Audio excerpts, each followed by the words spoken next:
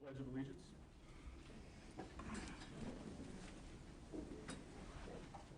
Pledge allegiance to the flag of the United States of America and to the republic for which it stands, one nation, under God, indivisible, with liberty and justice for all.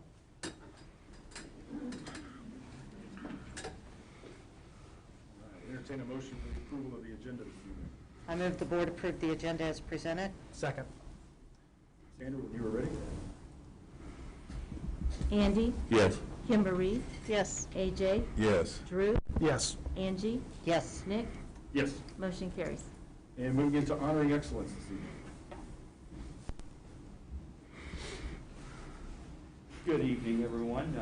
We start honoring excellence tonight with a couple of virtual presentations, actually a couple of virtual features that we wanted to highlight.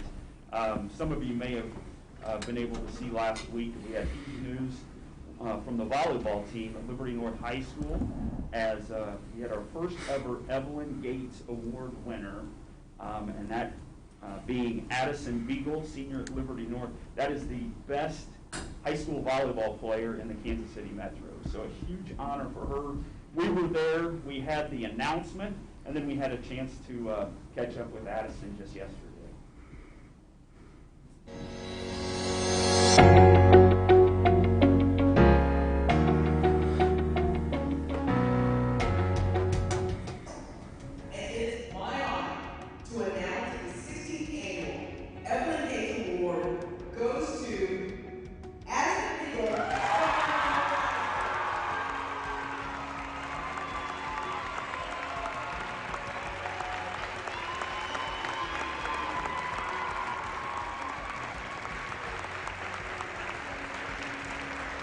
It's a huge honor just to be nominated with these amazing group of girls that I've played with and against for as long as I've known.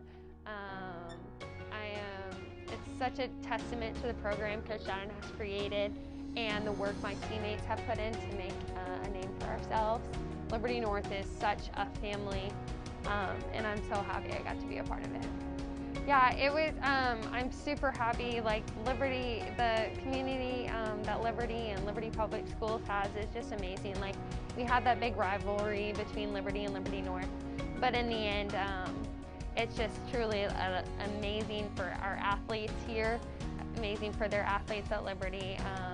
Yeah, it's a huge support system all around.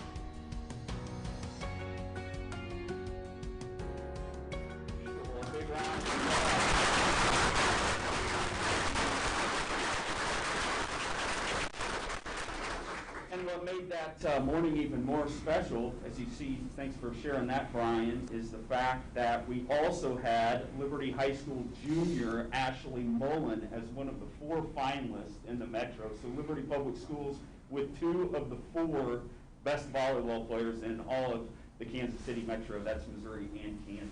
So congratulations to Ashley. We have a connection with her. Of course, Jill, her mom, is the principal at South Valley Middle School. So let's give Ashley a big round of applause.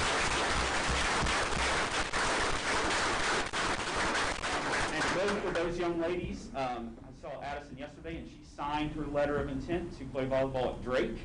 And Ashley, a junior, has already committed to UCLA.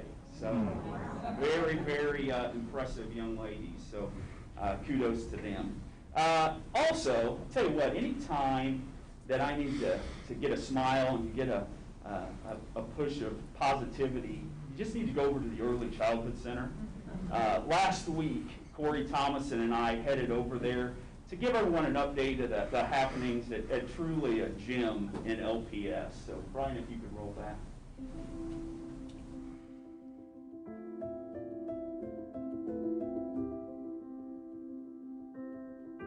At the Early Childhood Center, we believe that children learn best through play. We offer opportunities for them to experience lots of different materials and resources, build kind of their understanding of the world around them. So our classrooms are language rich, vocabulary rich, opportunities for them to explore, to interact with people and places and things so that they can build an understanding of how to make sense of the world as they develop. I've worked at the Early Childhood Center for over 12 years now, and I've watched it grow, I've watched it change. Something that has remained throughout these years is a sense of team. So we really believe that our instructional teams work together to support the needs of all children. Lots of different learning activities are offered throughout the day, including large group opportunities like story time, small group opportunities like you're seeing in the back, where we're working on fine motor or working on specific skill development, and develop those skills of negotiating, problem solving, trying things, trying them again, taking risks, failing. But I think it's easy to have a narrow perspective of what happens here, but I think if I was going to help somebody understand what we do here, it's laying a foundation for our little people to grow skill after skill after skill. Also at the Early Childhood Center, we believe that children need lots of opportunities to experience their world in different ways. So our playground wraps around our whole facility. Children have opportunities to move their bodies in lots of different ways, and also to practice those skills of interacting with one another, negotiating rules, problem solving, taking turns. Again, all of those great learner dispositions that will help them be successful as learners the rest of their career. Pre-academics is a part of it, but it's about developing the whole person, the relationships, empathy, character. It's really much bigger than just learning your ABCs and your colors and 1, 2, 3s. As you can see, the Early Childhood Center is a great place for learning every day. We're so grateful to our community for the ability to have a facility such as this to serve early learners and their families. We are always looking for opportunities to enhance our programs and to be able to fold in services for even more families in the community.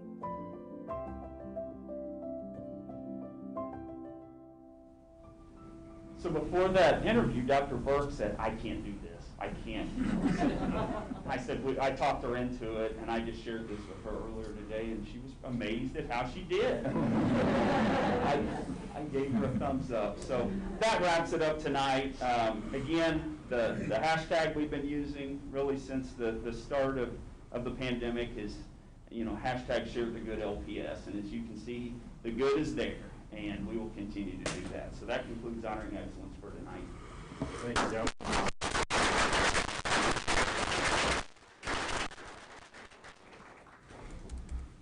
All right, as we begin our public comment this evening, I'd like to thank all of you who've joined us in person this evening for a monthly business meeting. I want to take this moment to remind each of our visitors that we do have a mask requirement within our district buildings, including this building. And as you entered, I know each of you agreed to wear a mask, and if you need to decide to remove your mask, we just ask that you leave the building to do so. If you're not wearing a mask in the audience, we'll give you a reminder and then potentially need to ask you to leave if you choose not to wear it going forward. Board of Education has a long history of welcoming constituents, certainly within our district, to share opinions and concerns with us through public comment. We acknowledge that there are diverse opinions within our community. We make decisions that affect our students, teachers, support staff, parents, other community members. However, we expect a certain level of decorum during our meetings, especially during public comment.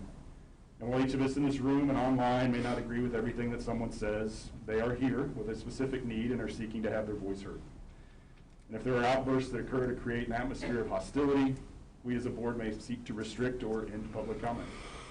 In addition, continued disruption of our meeting by any individual may result in their dismissal from the meeting. We don't use public comment as a time for board members to converse or dialogue with speakers at the podium. And while we don't interact directly within this meeting, know that we are taking notes and we follow up with the public speakers after our meeting if they've requested a follow-up. And as our speakers approach the podium this evening, I'll remind them that people addressing the board will be asked not to repeat what someone before has said. Persons wishing to address any subject concerning Liberty Public Schools and/or education may do so at the podium. And persons addressing the board are asked to keep their remarks concise and to the point. Each speaker will be limited to 3 minutes. You'll see the timer up on the screen. A person or persons may speak only once at the meeting, and concerns brought forward during public comment may be addressed by the superintendent or appropriate staff members, typically within a week. So, with that said, we'll start with Daniel Currents.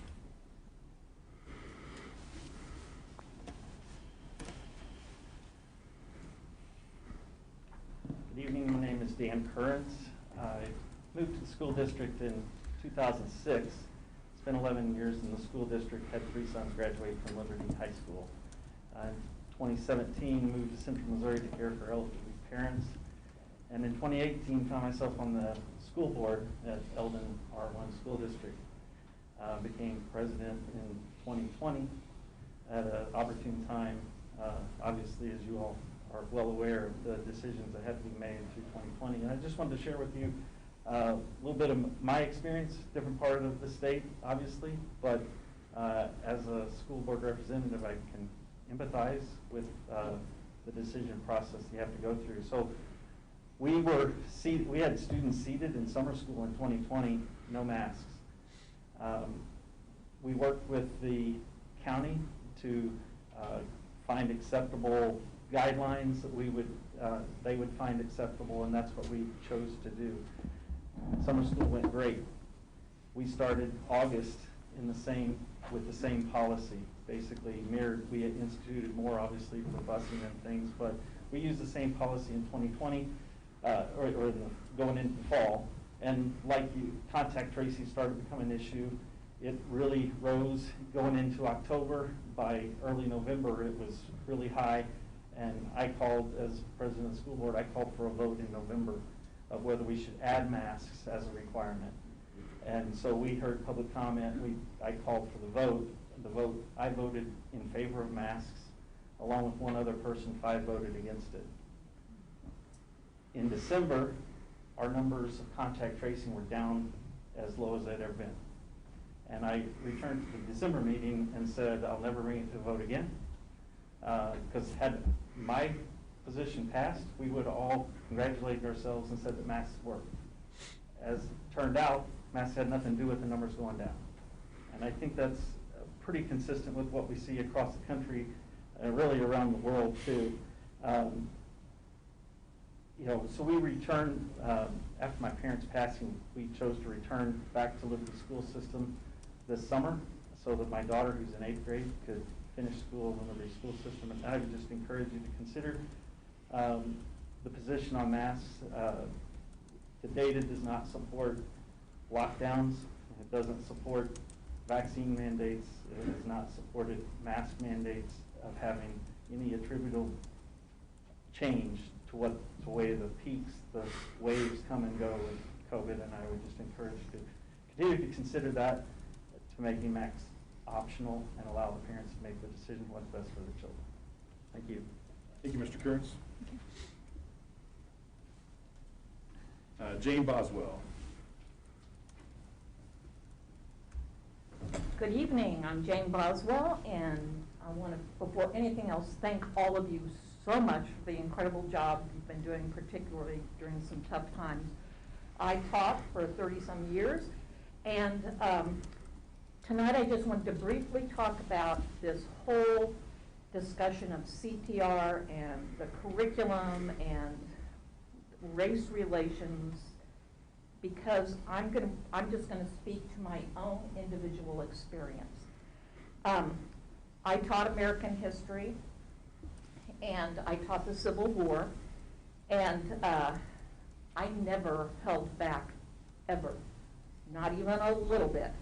And we talked truthfully, even to the 10-year-olds in 5th grade, about what slavery was like, about what redlining was like, about all of those different things, about the absolute debacle after the Civil War with supposed Reconstruction. So I'm just saying that in that I was extremely truthful in all of that time. Never had a parent complain, not once. Never had a child come to me saying, I feel bad because I'm white and we did this stuff. Never. There was never an indication of that. What I did know was that students of color needed to hear that. I get really frustrated hearing people talk about, I don't want my child to feel bad. Well, you know, it is beholden upon us to think about all the kids. We can't just protect the white kids. We have to think in terms of the psychology, the mental health with all of the students. And the children of color absolutely need to know why it may be that some people are not doing as well. And that is because of a systematic program that has been in place since the founding and before, you know, back in 16, 17. So I wanted to make that point, that as a teacher, it was really important to get that out. And I never had any kickback. But I want to give you one little example of why this is good for white kids too. When kids know that they can be part of a solution, that is so empowering.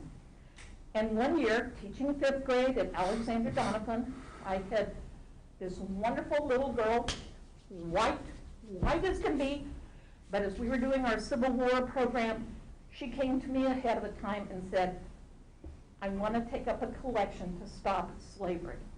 And they did. And she felt very empowered. That's what we can do. And I hope you'll take that into consideration. Thank you very much. Thank you, Ms. Boswell. Carol Macomson.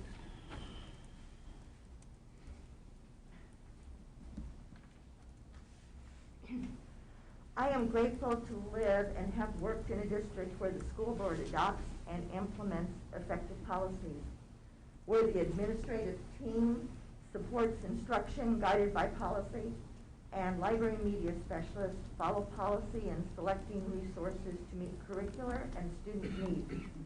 I offer my gratitude to our school board, our administrative team, and the educators for creating this learning environment. Library media specialists do not take selection of library materials lightly. Collection development is complicated. They have studied resources, policies, and practices for an entire semester in order to obtain certification.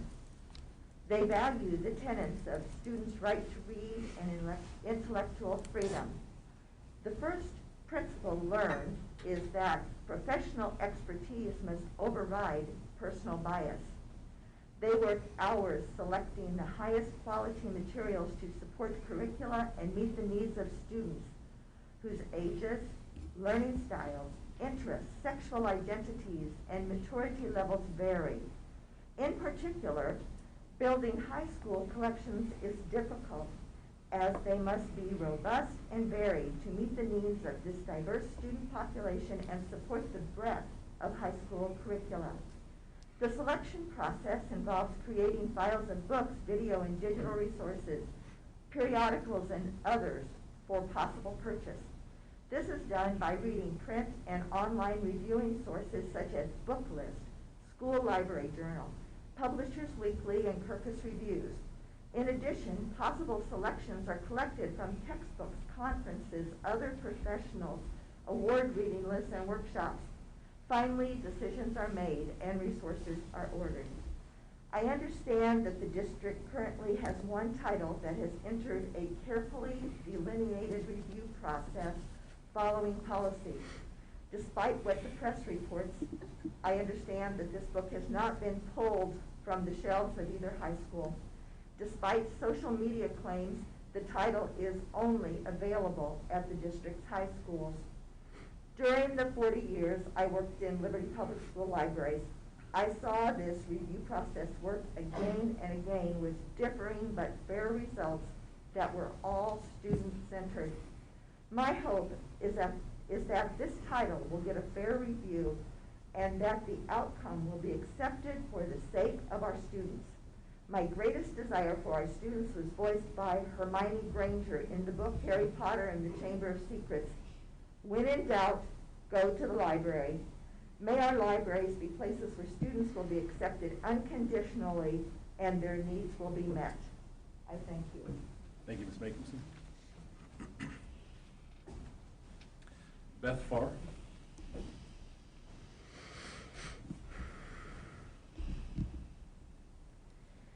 Good evening. My name is Beth Farr. I have 2 children enrolled in LPS and am also a co-founder of the Liberty Parents for Public Schools grassroots organization. To start, I want to acknowledge a group of people here with me tonight. Can you raise your hands? These LP4PS supporters represent parents, families, and community members from our school district who are here to support you.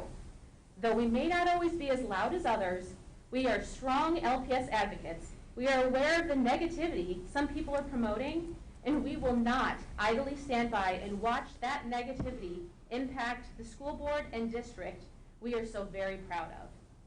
My primary message tonight is supporting the continuation of masks in the classroom.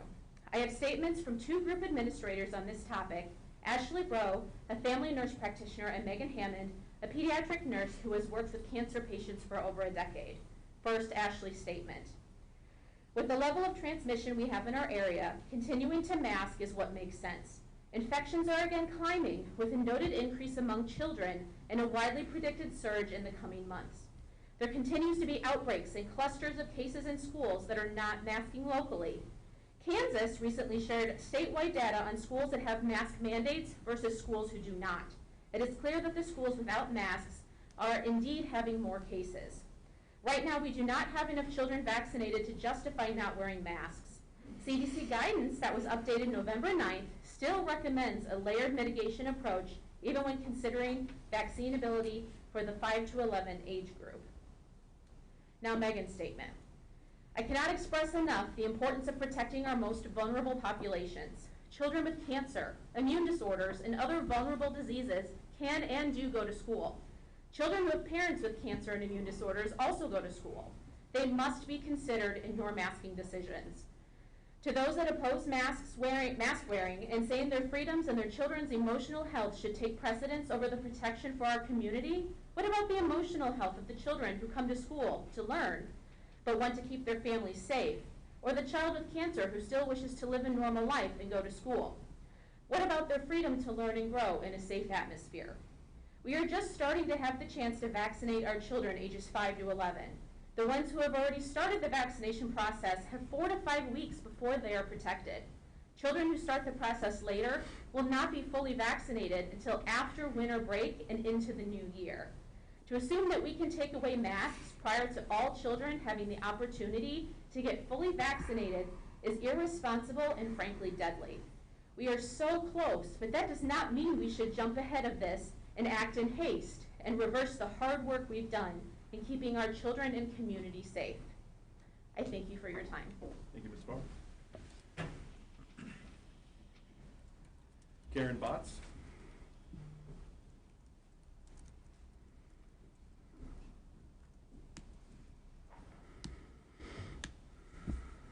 Hello, I am Karen Botts. I have 4 children here in Liberty.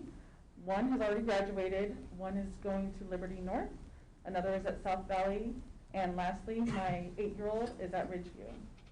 I am also a member of Liberty Parents for Public Schools.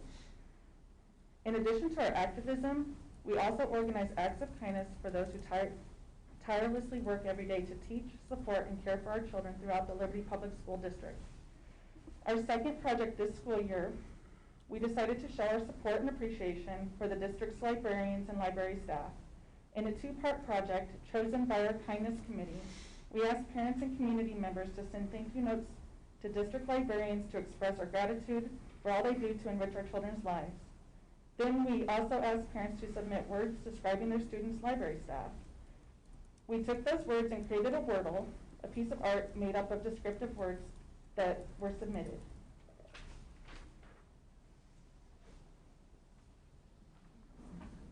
Right? We are in the process of printing and copying and delivering them to each school's library in the district as a token of appreciation. In addition to our kindness projects, we have also started a new series called Fast Facts about LPS. We have decided to start spreading factual information about LPS in the school board by creating simple infographics that give the top 3 to 5 facts that people should know about a variety of topics. Our first 2 topics have included school board members and the CARES Act. Thank you. Thank you, Ms. Butts. Matt Samick.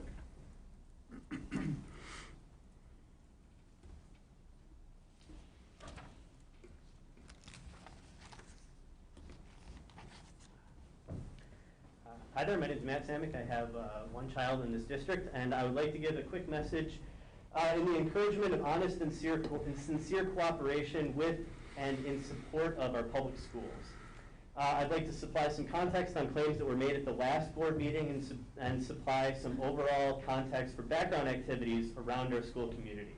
The books that were brought up at the last meeting were making the rounds in local online right-wing social media groups weeks in advance of our meeting, and several of these groups are notable for their anti-public school rhetoric and far-right bent. I find it doubtful that these specific books were discovered by accident. Since then, those same social media groups have been looking for more material they could potentially object to, mostly books by or about BIPOC and LGBTQIA authors or subjects. Many of these books have been available in the library for years. A similar scene played out in at least one other local district, and in both cases, the board meeting's online stream was edited and shared on social media by the Northland Parent Association as an attack on our board, our school, and our community.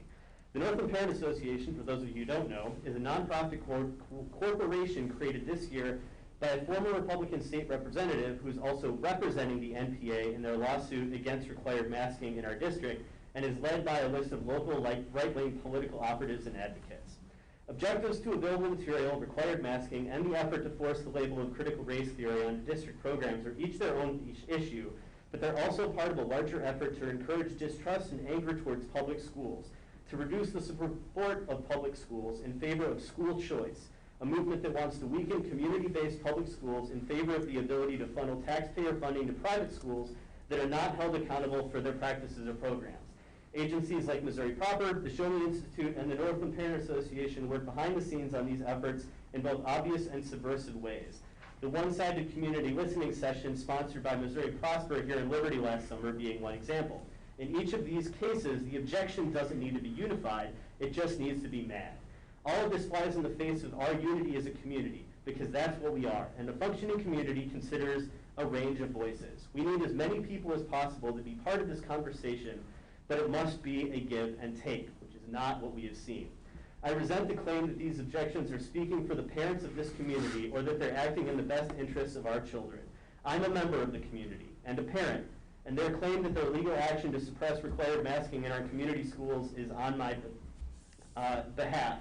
Their claim, or their censorship efforts are done on my behalf, that their campaign against diversity, equity, and inclusion efforts that have been going on in this district for over 5 years, and against the idea of social emotional learning, a program that has directly benefited my family, is done on my behalf.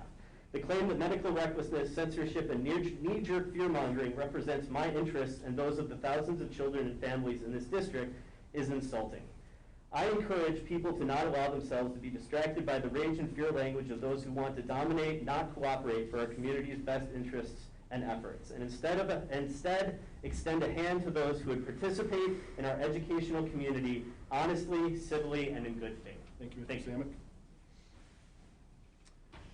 Tammy McQueen.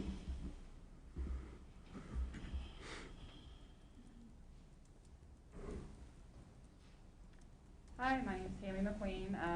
I'm actually third generation to graduate from Liberty High School, and I currently have 2 children at Liberty North High School. And as parents, we're here to support our kids through difficult times. I know a lot of people feel the masks put undue stress on some kids, but isn't this a learning opportunity for us to help them through? I would much rather have my kids face tough times now when I can help direct them, support them, and be there for them to face a tough situation for the first time after they have left home or out on their own for the first time. As the parent of a high-risk child, I would like to thank the district for all the mitigation measures that you've put into place and to keep our kids safe at this point. My daughter will actually be eligible for her booster December 4th, which makes me a little bit nervous coming up to the holidays and knowing that the mask mandate might be dropped. We were asked at the beginning of the school year to make a decision for the semester. We are locked into that decision and ask that the district honor that and leave masks in place until all kids who wish to be fully vaccinated can be. Thank you, Ms. McQueen. Dan Richardson.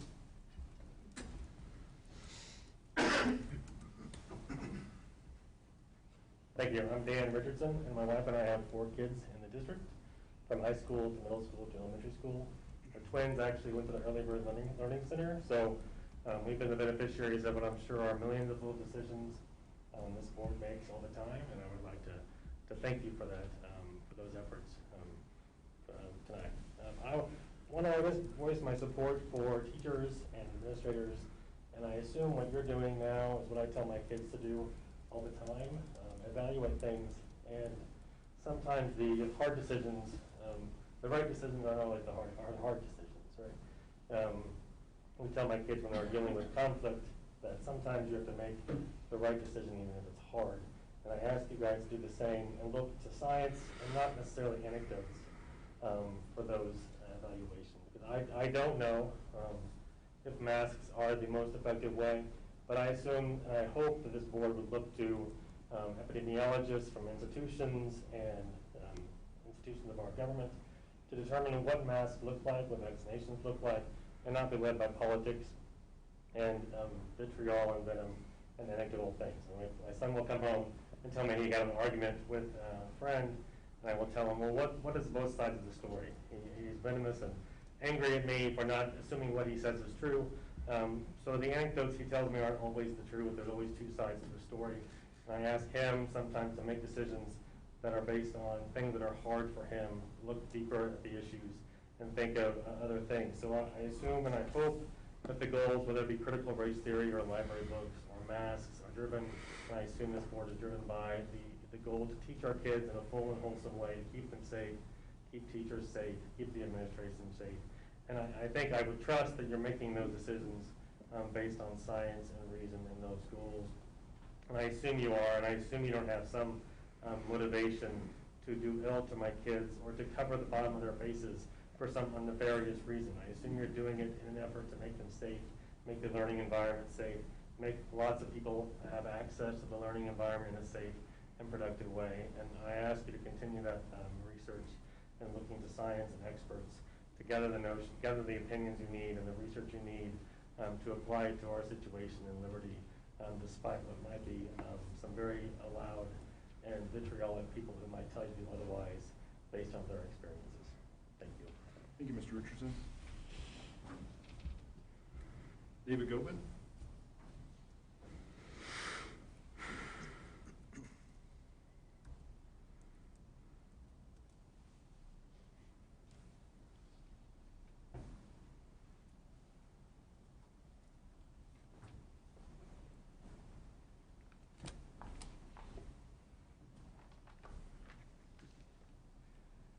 Good evening. I have 3 kids that are in the Liberty School District. Last month I spoke at the school board meeting about the efficacy of masks and mask mandates, especially as it relates to children. I was told by others in the public that I don't care about kids or their safety. As a foster parent, this is far from the truth. Tonight I'm going to start off with a story. Last Monday I dropped my 11-year-old daughter off at school. She was feeling fine. Her stomach started hurting towards the end of the day. She was sent to the nurse's office. The nurse checked her out and took her temperature and she was fine. So since it was late in the day and there were no other symptoms, she sent her back to her class. A few minutes later, after my daughter returned to her class, she started throwing up. Because of her mask, vomit went up her nose and down her shirt. She took her mask off to start cleaning herself up. Instead of helping my daughter, her teacher insisted that she put her spare mask on while my daughter's face was still covered in vomit. She felt compelled by her teacher to do this. My daughter was forced to put a mask on while her face was covered in vomit and was not able to clean herself off first. We are teaching our kids that it is better to wear a mask while covered in vomit than to take the time to clean yourself off.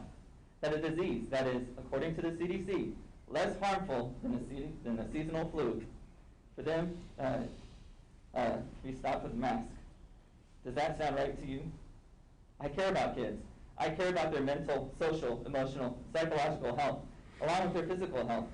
I can see that forcing kids to wear masks, which is only done in schools at this point pretty much, is more harmful to them than COVID. Ireland's Department of Health has stated that masks, quote, may exacerbate anxiety or breathing difficulties for some students, that children compensate by breathing through their mouths, and that chronic and prolonged mouth breathing can alter facial development. It is well documented that children who mouth breathe because adenoids block their nasal airways can develop mouth deformity and elongated face. Facial expressions are integral to human connection, particularly for young children who are only learning how to signal fear, confusion, and happiness. Covering a child's face mutes their nonverbal forms of communication and can result in robotic and emotionless interactions, anxiety, and depression. Seeing people speak It is a building block of phonetic development. It is especially important for children with disabilities such as hearing impairment, end quote. Mask mandates themselves don't work. We have data all over the world showing COVID spikes in states and countries with and without mask mandates, and there is zero correlation. That's why the governor of Colorado, a Democrat, recently said he wasn't going to implement a mask mandate because Colorado, which does not have a mask mandate, and New Mexico, which did, had no discernible difference in rates of COVID.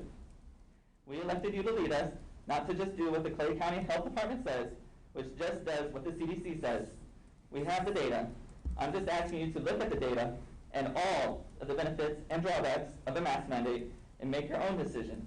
We should be able to ask you how you came to that conclusion, and you should be able to tell us rather than passing the buck. Other school districts in the state, as well as in the metro, have ceased mask mandates, including Blue Springs. Be the leaders that we expected you to be, and rescind this mask mandate. Thank you, Mr. Goodwin. James Price. Downstairs. Sophie McCroskey. I think all four are downstairs. There she is. Hi, I'm Sophie McCroskey. I'm a senior at Liberty North High School, and I would like to discuss the issue of removing books from our library, but from a different perspective, obviously. So I think that it's important to think about the way that this is going to affect students, not just the people that work at schools and then the parents, because the students are going to be the ones reading these books. This is an issue that directly affects the students. If parents find something that's like not morally correct to them, then that's great. Don't have your kid read it. If your kid doesn't find something morally correct, that's great. The kid doesn't have to read it. But that doesn't mean that your morals apply directly to other students. By taking away books that other students want to read, that's completely unfair to the rights of other students. Because I believe that I have the right to read something that interests me, even if it doesn't interest other people or it goes against their beliefs. Me and my little posse here, we're bookworms. We do enjoy reading. And I think that it's really unfair that because somebody disagrees with the context of a book, we don't get to read. That's just not right. I understand that public libraries have access to these books, and sometimes they have access to books that Liberty Public Schools don't have, but a lot of the time students don't have access to public libraries. They can't get there. So it's important that the places that they have access to have the things that they need to access. That's all I had. Thank you, Mr. Kresge.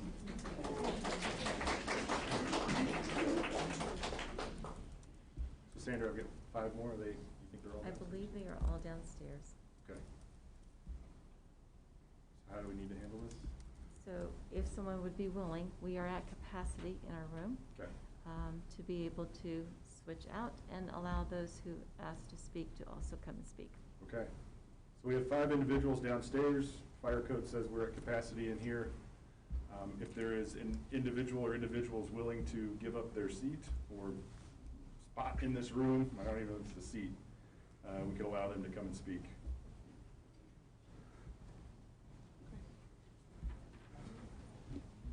I am running out for a minute.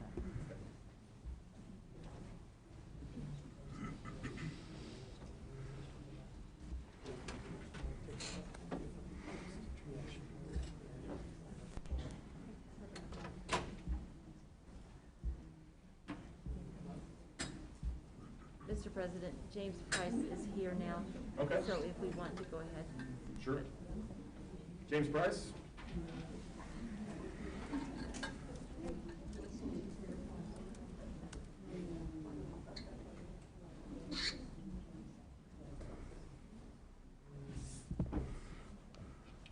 James Price. The school board forgot that they are elected to serve the public. And I went here last month and thought the district was on the wrong track. Turns out that it had gone off the rails. This is a school district that forces masks on children, harbors pornographic books, and is quickly falling many agendas of the left. While schools in Blue Springs, Fort Osage, and Grand Valley drop their mask mandates, this school continues with the same hypocrisy of Kansas City, forcing it on children, but not on the rest of the public.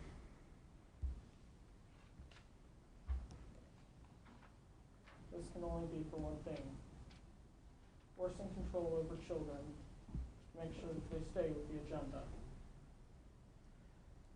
However, this is done under the guise of disease that, according to the CDC, from ages 5 to 11 has caused the deaths of 94 children from January of last year to October 16th of this year.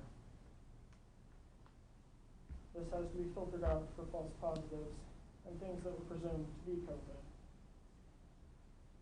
It has become plain and simple that this district is only interested in implementing tyranny to children in order to force them into compliance for the rest of their life. Thank you. Thank you, Mr. Price.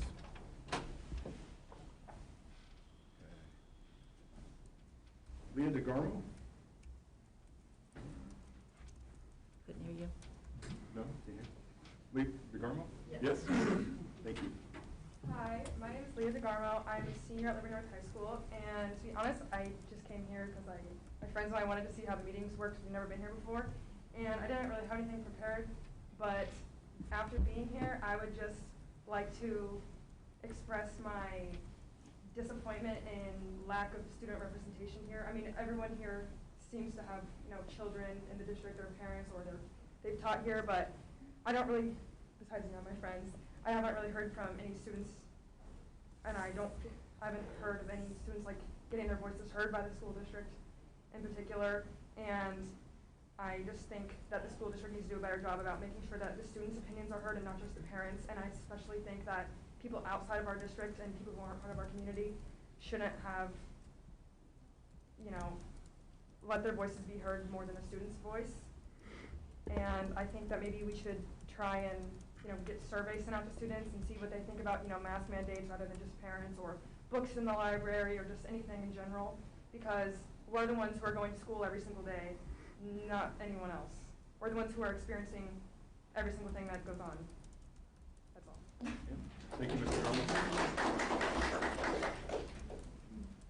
Stephanie Gordon? Stephanie Gordon.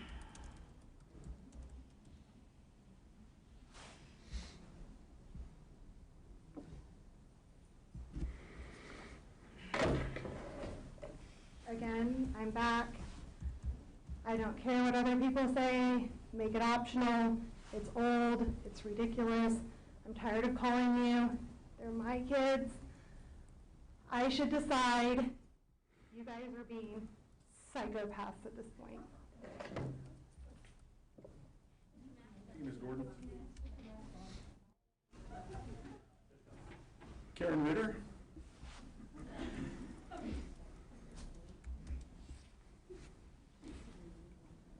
I told my son, who is a Liberty North student, that he couldn't come tonight because I wasn't going to speak, but I'm not one who can keep my mouth shut, so here I am.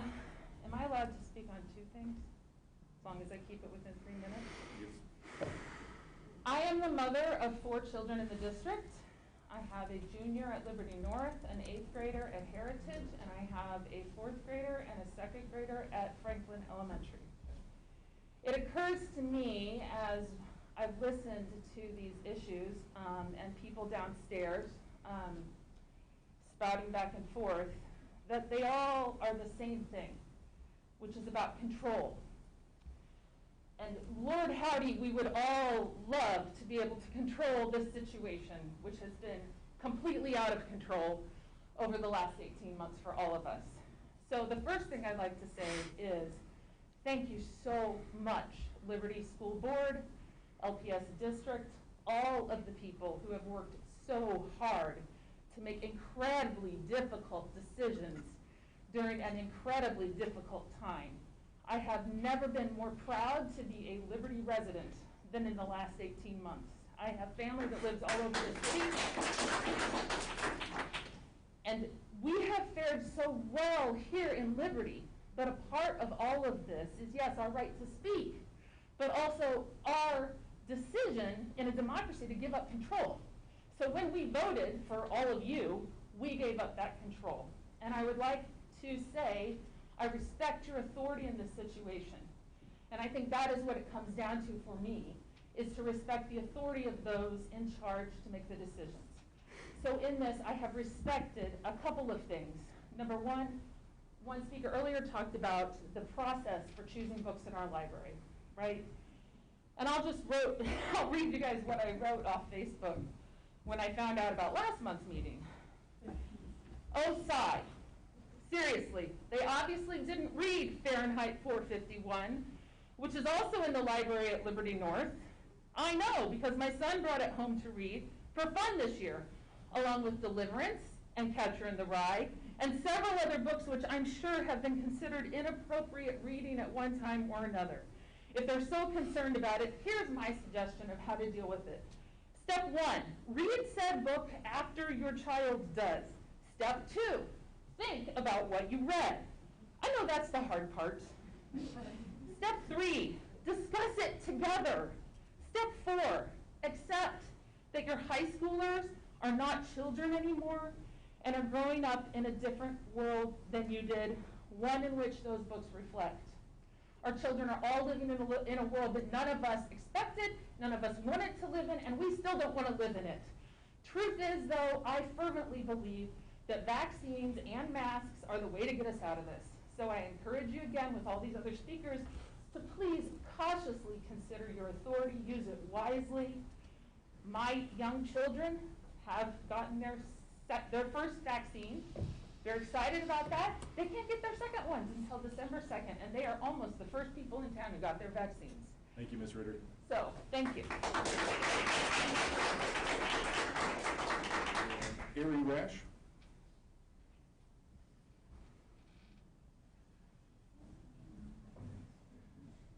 Hey guys, I know a few of you guys in here. I didn't get my 3 minutes last time, so I'm probably going to take 6, unfortunately. I'm a graduate of Liberty High School back in the Anderson days when the school board did what was right, wasn't afraid to stand up to the 10% vocal minority, and would listen to the 90% civil majority who wanted to educate their kids. Currently, I have 3 daughters in the LPS systems, and I've already had one stepdaughter graduate. I've not been able to see the inside of their classrooms in 2 years. Do you realize inmates in the federal prison system have better access than we do to our own kids? When I came into the last school board meeting, I was absolutely appalled to see that the #1 teacher in our district and everything else was it was an art teacher at the elementary level here, and everything that was going on, they were teaching green screens. I don't think we need to teach influencers in the elementary school. I think we need to teach kids core values and a little bit more of that. In the past, I've talked to you, Dr. Tucker, and had multiple meetings with you about AP classes and the need for weighted schools. And after my daughter did not get a curator scholarship initially until we talked to them about having that. And you said that things probably need to change on that, and things need to change with the technical school and having more options for kids and everything else. We are now 5, 6 years down the road, and nothing's changed. I have buddies that are boilermakers, anesthesiologists, they all make the same. I think you've got to give kids more options in these schools. Not everybody's cut out for a 4-year higher education. And then we started looking at what the district's doing now. And instead, this board choose the pandering to the 10% that don't pay taxes and start a chief equity officer, when that salary could have gone to teach these quality teachers in these fields that are needed. Toward the end of my stepdaughter's tenure here at LPS, we had to endure a boy dressing as a girl using the girls' bathroom. And I wasn't told about that until she graduated. I plead here today that my 5th grader's not going to have to experience anything like that going forward. And they're not going to be asked, I pray my kids are not going to have to be asked pronouns or about unicorns or anything else. They're not going to have co-ed locker rooms and bathrooms going forward. I don't want to sit back as Joe Paterno did and just watch as this happens to my kids. I would like something better than that. My very educated person, I have a master's in economics, my wife has a doctorate in superintendency. I feel like we should be the moral barometers of our kids, not the LPS, and I plead you to stay that way. Getting to the chief equity officer over here, Dr. Seymour, I hope that we're not giving any kind of wokeness test to our teachers or doing anything like that. And I pray that I see that you have a great company over here that you give speeches for. I pray that you're not using Liberty School District to use the data from here to spread that and outside and anywhere else in any of these meetings and speeches that you're giving and using that. I find that to be almost insider trading to a point. Another subject I had was with Dr. Vogel over here. You informed me that we have a lot of minorities. Thank you, Mr. Rash. That's your 3 minutes. Appreciate it. That's it? That's it. 3 minutes. Moving into our consent agenda.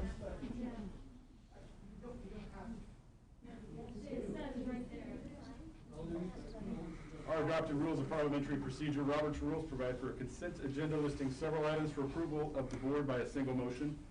Documentation concerning these items has been provided to all board members and the public in advance to assure extensive and thorough review. Items may be removed from the consent agenda at the request of any board member. Do I have a motion for approval? I move the board approve consent agenda items 4.01 through 4.07.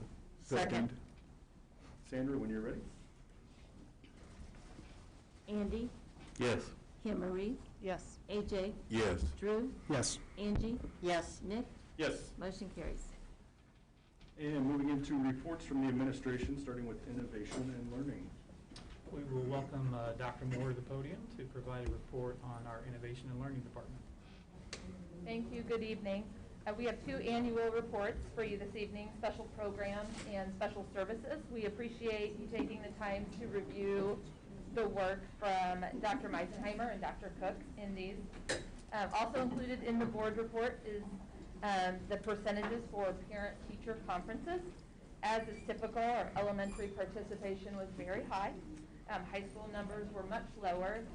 Keeping in mind that this was via Zoom, we are going to be talking at our next principal meeting in 2 weeks about how to increase engagement at the secondary level with parent-teacher conferences. We were hoping a few years ago, we talked about doing a showcase. That obviously hasn't been something we've done for the last year and a half, but we will revisit that. Summer school planning is underway. We are currently in the process of accepting applications for leadership positions, and will then move to filling teacher positions soon. Fall panorama data has also been shared with schools, and they're preparing to go through this with staff. We found some areas to celebrate, and we found some areas for us to focus on, so we wanted to share that. Student engagement at the elementary level was higher than the national average, while sense of belonging is still something to work on at the secondary level. While students did not show a decrease in school climate from last spring, there was a slight decrease in teacher perception of climate from the spring of 2021. However, compared nationally, it is in the 50th percentile. Teachers continue to feel well respected by their colleagues. We will continue to have conversations with building leaders about how to create a sense of community. And then finally, wanted to say the Edge Micro School had its first student showcase last week, and we had 500 visitors to that showcase. If you didn't have a chance to visit, the student showcased global challenges with an emphasis on our water supply. I was personally blown away by the depth of knowledge that was shared by these students. It was incredible. And then just today, we were asked to share our story about EDGE and our By Design program with area educators at an upcoming Kaufman and Getting Smart presentation. With that, we'll take any questions. I would just like to reiterate what you said. Those students at the EDGE Showcase were amazing. And the amount of thought that they put into that and how they are trying to solve, come up with solutions, be part of the solution was very impressive. So I'm glad it was so well attended. It was really, I mean, I could have been there for the day and still not seen everything. Absolutely. And learn a lot about what you need to change about your daily habits. That was the tough part. That was hard.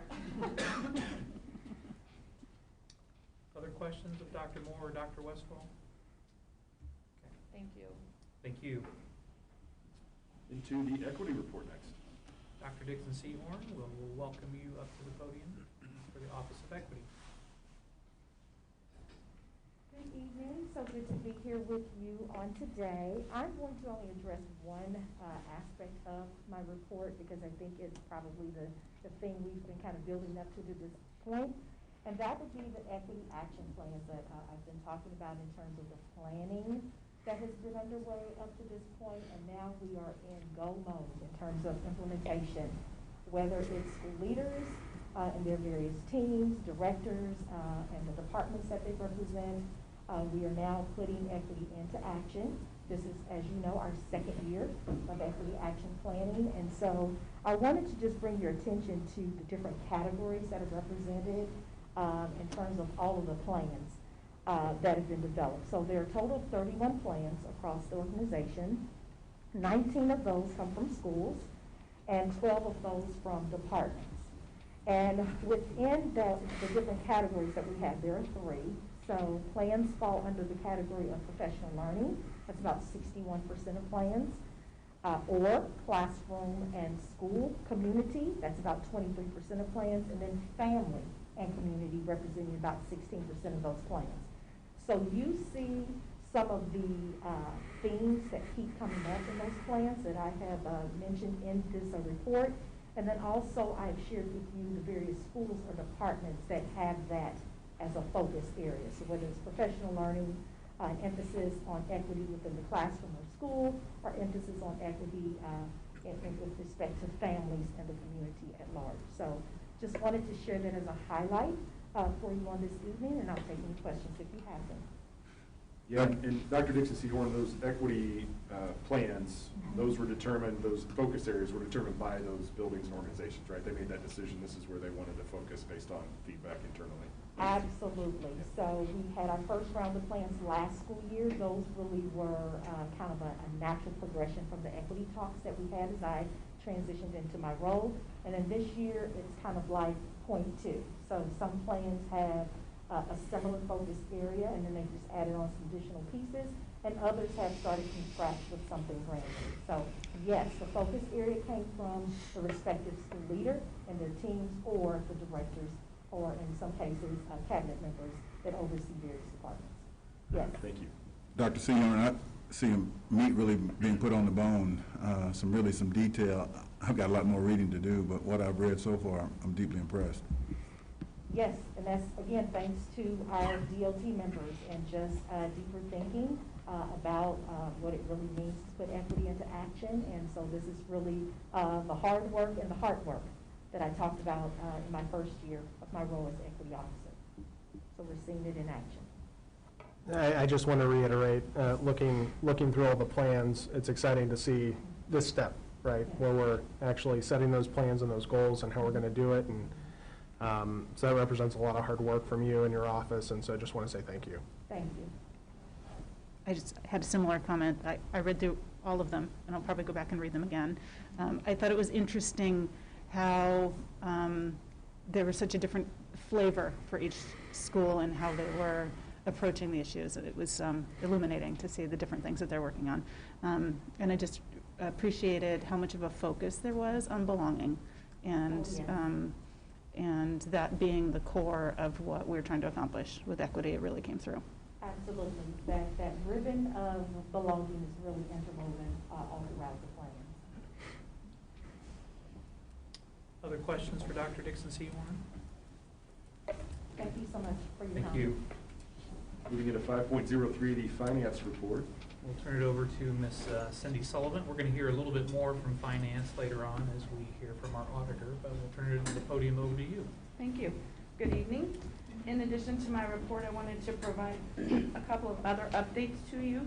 We haven't talked recently about our ESSER 3 funds. I wanted to let you know that the district's compliance plan and the budget have been approved by DESE. We have not been able to request any funds, however, yet, since they have not been appropriated by the Missouri legislature.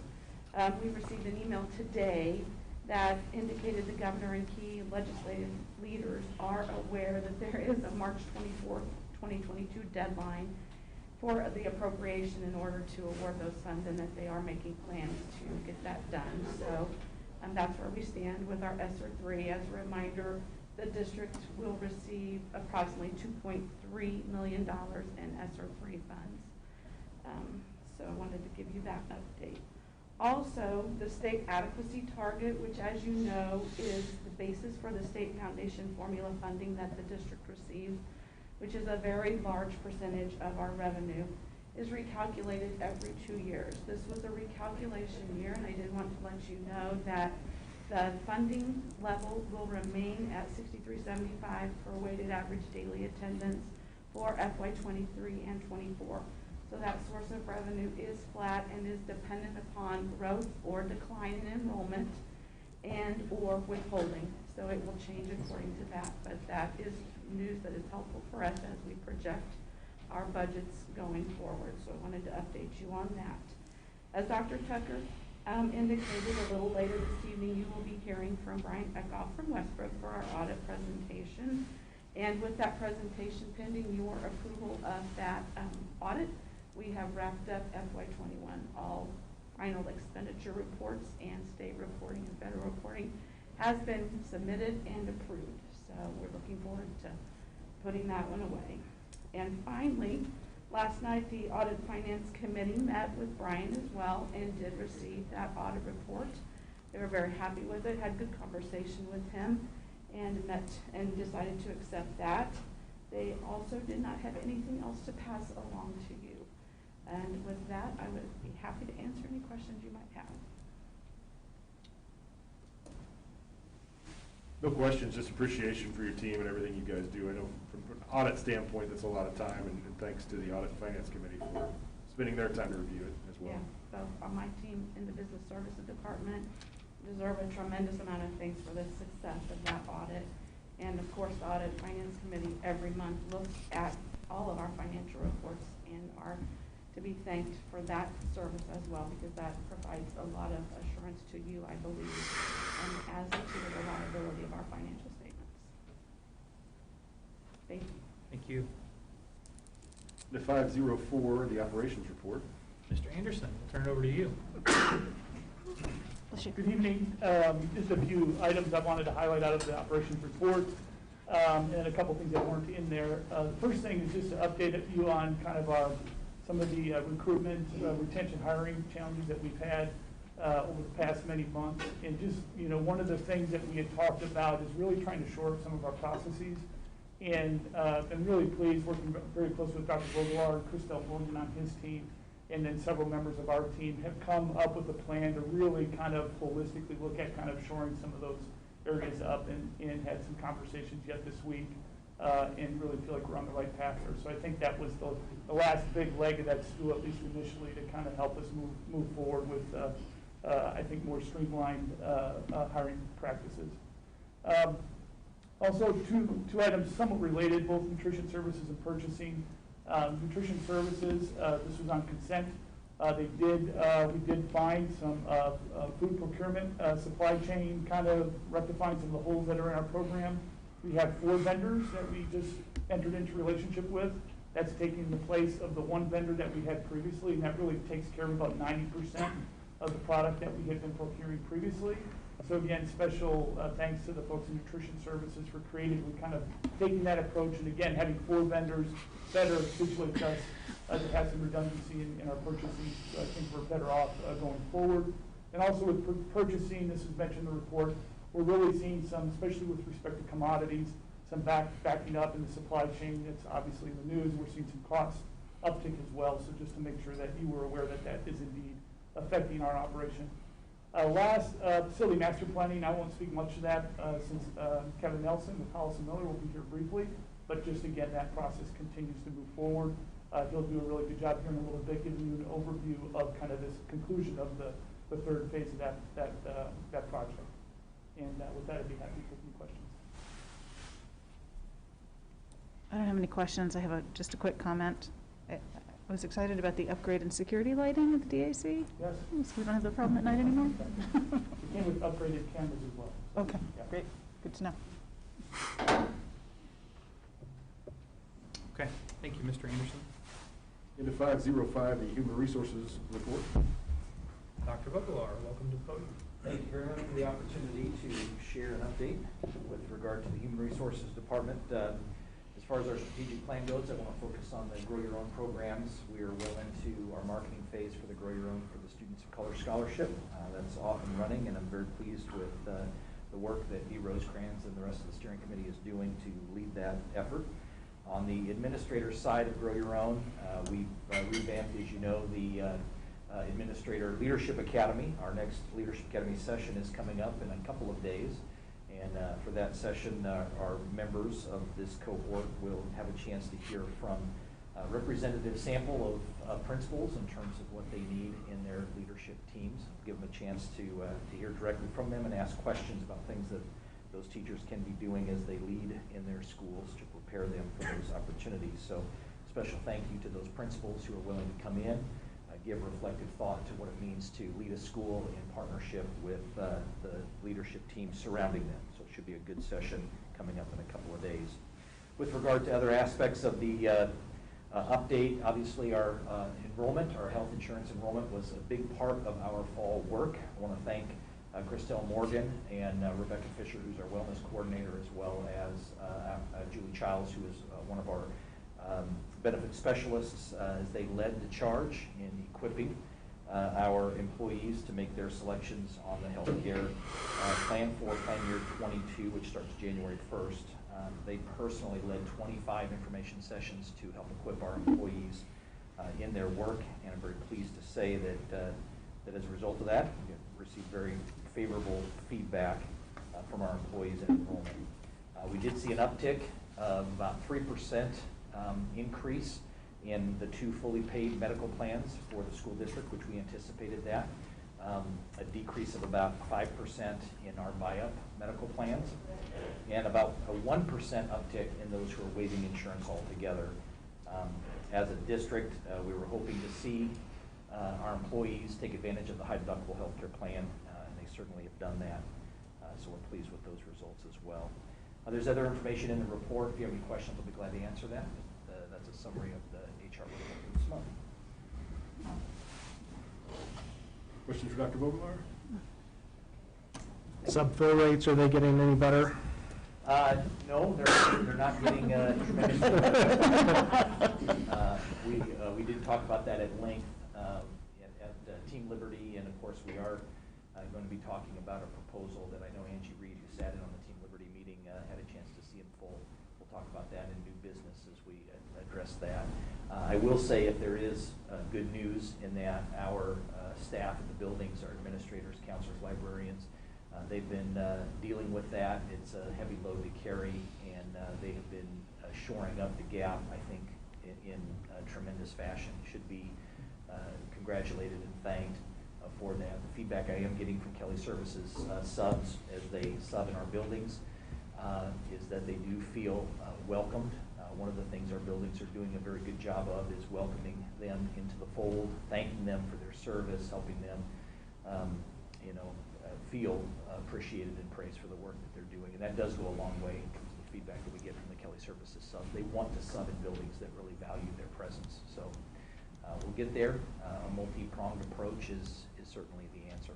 So thank you, Drew, for bringing that up. Thank you. All right. Thank you. Thanks, Dr. Vogelaar. And 5.06, the superintendent's report. A few items that I wanted to draw your attention to from my report. The first of which is that we've incorporated into our strategic plan this year an intentional effort to communicate information to our stakeholders around the graduate profile, the vivid vision, as well as our strategic plan. And over the course of the fall semester, we have been busy socializing and conveying that information to a variety of groups, whether it's information relayed in Zoom calls to our PTA council or other formal presentations like our Chamber of Commerce, a variety of civic groups, coffee with the community events, and so forth. So we will continue to do that. In addition to that, I appreciate Mr. Ackerman assisting in the development of a district at a glance item. We've seen this before. This is a revision and has a lot of statistical data on the front end that we often are asked about, from enrollment to composition of student demographics within our districts. Fun fact, we have 62 different languages represented in Liberty Public Schools. People often don't realize that in the varying countries that they represent in service to children. In addition, graduation rate, those individuals going on to a 2-year or 4-year institution, some budget information is contained in that as well. On the reverse side of this, it includes a lot of real-world learning experiences and opportunities that are afforded to our students, whether it's from our career centers, both at Excelsior Springs Career Center, Northland Career Center, programs like Northland CAPS, Network 53, as we are trying to grow internship opportunities and provide access to every single one of our students prior to graduation around areas that they're interested and passionate about, whether it's going straight into the world of work through a vocational experience or going on to a 2-year or 4-year institution or enlisting in the armed services. A lot of great information here, so I appreciate Dallas for working to get this revised and updated. All of that being said, our graduate profile, our vivid vision, our strategic plan, and this document are all posted onto our district's website for our community to look at and review. Certainly, we have other items that can be passed out at a variety of gatherings in the event that people need those materials. We also wanted to highlight our continued transition with the Department of Elementary and Secondary Education in our MSIP review process. We're currently approaching the MSIP 6 iteration, which is the Missouri School Improvement Program. In December, you'll hear more information as data is released that then will inform our LPS scorecard, but we're going to begin sharing more information with you about MSIP 6. There are a couple of items that I wanted to mention, specifically the categories that are contained within MSIP 6 and those areas that districts will be held accountable for. The first category is leadership, followed by effective teaching and learning, collaborative climate and culture, data-based decision-making, and then alignment of standards, curriculum, and assessment. There's also a portion within that last category around equity and access. And so in a lot of areas, we're well ahead based on the work that we've done in our district and our strategic plan. There are some areas that we'll need to further study and see how we can ensure that as a district and as our schools, we are meeting those accountability metrics as MSIP 6 continues to roll out. Just as a reminder, early December, we're going to have an accreditation visit from Cognia, formerly Advanced Ed. Our current Advanced Ed accreditation runs through the end of this academic year, June 22. And so we look forward to sharing and highlighting, spotlighting the work within our district, as well as providing community members opportunity to participate in that review. So we're working in that process. Appreciate Dr. Westfall for leading all of our leaders, our district leadership team, our principals and directors in compiling all of the information that's involved in that Cognia accreditation visit. So we look forward to sharing more with you in the coming weeks. Another notable item for the beginning of December, December 1st, is pre-filing of legislation within the Missouri legislature. So we'll begin seeing a lot of bills pertaining to education that will begin to be filed. In addition, we start thinking about our legislative priorities at that point in time that then culminate in that approval or consideration for approval in January, and then that information is shared with our respective legislators in Jefferson City that represent us. The last thing I wanted to share is I appreciate our community's participation in a couple of key events over the course of the last several weeks, one of which is our facility master planning sessions. We held a couple of those as well as some student level sessions. So I appreciate Hollis and Miller doing that work on behalf of informing our planning criteria. In addition, we held our fall diversity, equity, and inclusion committee meeting last week. Had a good presentation there on the work that we're doing in our district, but then also look forward to convening that group later in the spring semester. So with that said, we'd certainly open it up for any questions the board may have of me this evening. Any questions for Dr. Tucker? I think just a question, I want to clarify what you said about the MSIP accreditation process. That when we're talking about alignment of standards, curriculum, and assessment, that is including an equity focus this year. So the work that we're already doing in the future is required by the state, or some level of that work is required by the state going forward? That's correct. So it feeds into MSIP 6, and so then you can take that section and kind of look through all of the requirements, and it ranges from access to high quality staff across all districts in the state of Missouri to access to opportunities, looking at demographic data and how academic outcomes kind of correlate or are impacted by some predictability. So yeah, there's a lot of layers within that portion that we'll certainly want to look at. So at a future time with the board, probably a study session, be able to unpack those categories just for our awareness, but then also our ability to communicate that throughout our system. Because it impacts schools, impacts departmental areas and operations, but then certainly for just the broader community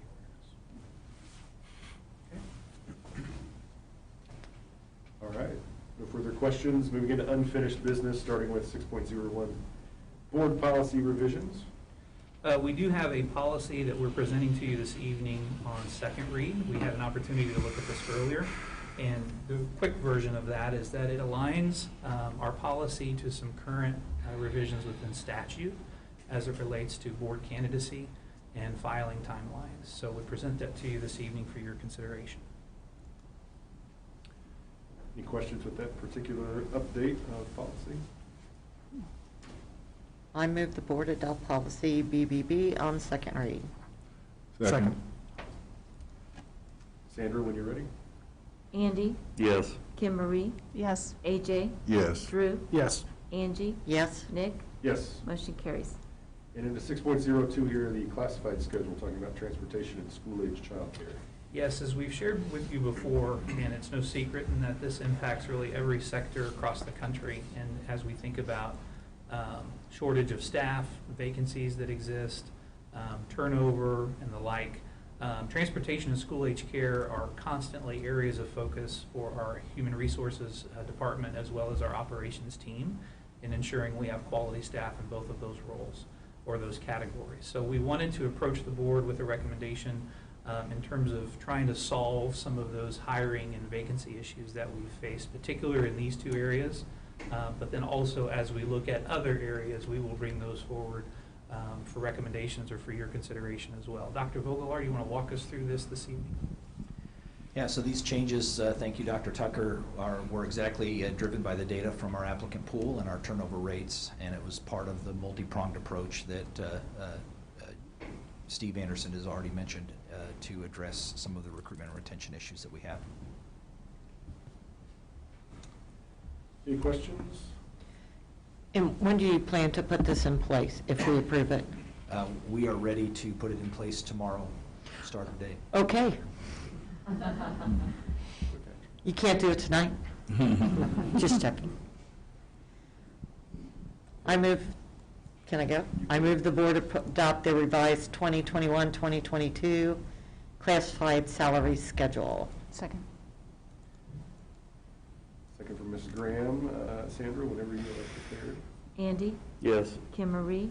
Yes. AJ? Yes. Drew? Yes. Angie? Yes. Nick? Yes. Motion carries. And into 6.03, looking at some secondary course proposals. Yeah, the second item there, 6.03, the secondary course proposal, is something that we have seen previously. I wanted to turn it over to Innovation and Learning to kind of give us an update on those course proposals.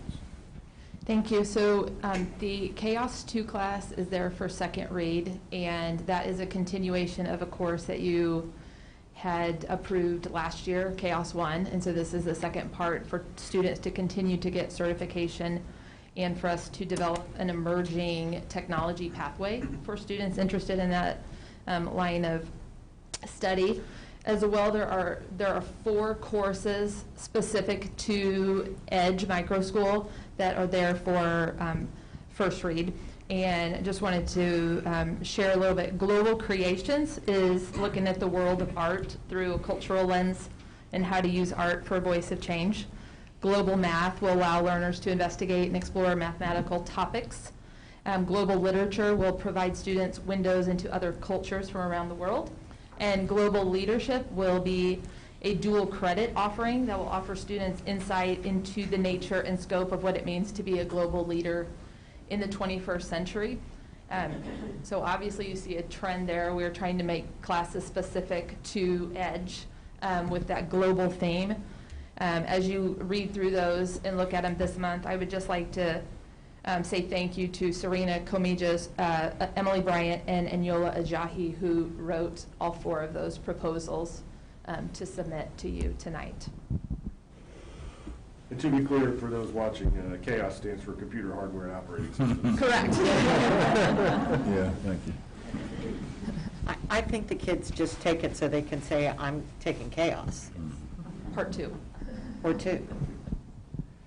I move the board approve the Chaos 2 course proposal. Second. Sandra, when you're ready. Andy? Yes. Kim Marie? Yes. AJ? Yes. Drew? Yes. Angie? Yes. Nick? Yes. Motion carries. All right. Into new business, starting out with the 2021 audit report. So as Cindy mentioned, we have our auditors here this evening, Brian Eckhoff and We're going to let Cindy start this item and then turn it over to Brian for his report. Thank you, Dr. Tucker.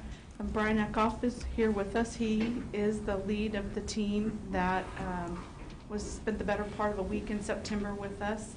He's a partner with Westbrook and Company. And as much as anyone can enjoy the audit process, we do enjoy a good working relationship with Brian and his team. So I will turn it over to him to present the audit findings to you tonight. Good evening. I'm Brian Eckhoff. The audit was a little different this year given the COVID situation. We had a different mentality on auditing attendance. Kind of had some different steps this year, additional items that we had to actually look at. In federal program side of things, you guys usually have 2 major programs. This year, with the amount of federal dollars that came out, you had 3 major programs. So you can ask the staff, they were very, very ready for us to be gone. We went through a lot of information and pulled a significant amount of information this year. So fabulous job by the staff. They did a phenomenal job. So we're going to do a brief overview of the financial statements. If you have questions as I'm going through it, don't hesitate to stop me and we can address it as we're going. If I can get it. Side button on the side.